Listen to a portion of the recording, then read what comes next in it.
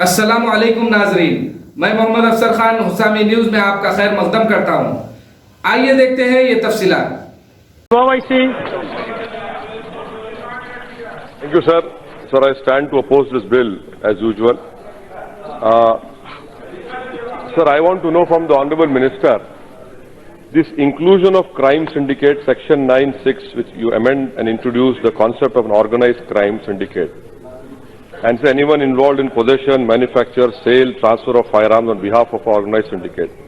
Now, this particular definition of an organized crime syndicate is exactly as the Makoka Act has about the organized crime syndicate.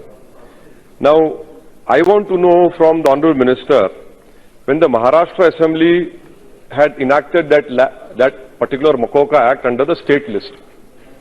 Now, Union has no power to interfere in the state's power to investigate, prosecute and penalize the original crime.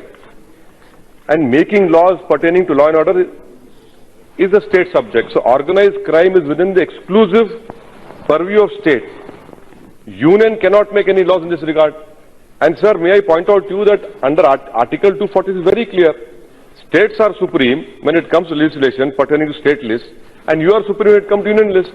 Why are you interfering in the state list? You know, is there a legislative gap which you are trying to fill it up? And furthermore, when I read the bill, the government offers no explanation why it was necessary to incorporate organized crime syndicate under Arms Act. And sir, why is the government using these incidental legislation to expand the scope of the original purpose of the Arms Act to include organized crime? You know, the Constitution does not allow this. I mean, day in, day out, this government does not believe in, in federalism. They want to trample upon the state list. Now, this inclusion of crime syndicate by amending section 9(6), you are completely encroaching on the state list. I request to you, the Honorable Home Minister, that please take it back. Second point, sir, I would make an earnest request to the government that no public representative, whether MP, MLA, should not get security from the government, unless until there is a threat perception to him, or there is a real threat. Now, this having security guards with MPs and MLAs, it has become a status symbol. I have seen with my own eyes in my state that some of them go and buy grocery security guards.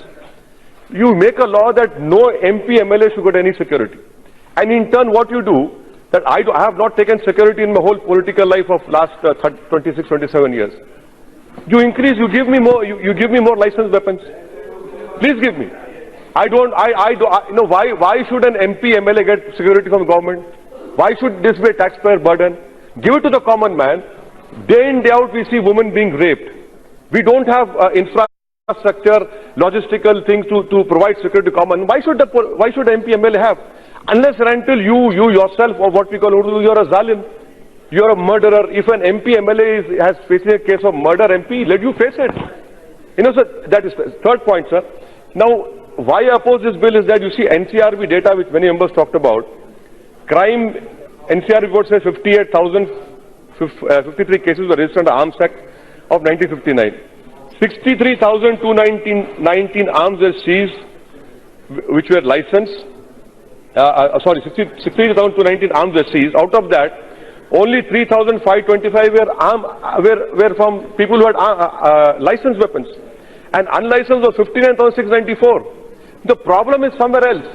The problem is with arms from unlicensed people. From unlicensed, there are some states I don't want to mention over here, where there are factories which manufacture what we call kattas. Why are you not stopping them? Use UAP against them. You have made an act. So there is a more problem which I as a countryman is facing from unlicensed weapons, not from licensed weapons, licensed weapons. Sir, then you come to 2014 data, sir. Only 14% of people, I'm concluding, only 14 people killed in gun violence was killed by legal weapons. Similarly, all weapons seized under the Act were only 17% were legal firearms. Now, I want to know from Honorable Minister, sir, through the last point, why does this bill prohibits punishment for celebrity gunfire?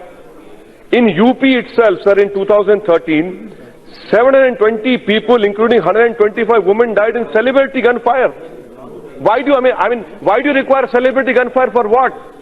You're getting married not to shoot a weapon in the air. You're getting married to a woman or a woman is getting a man.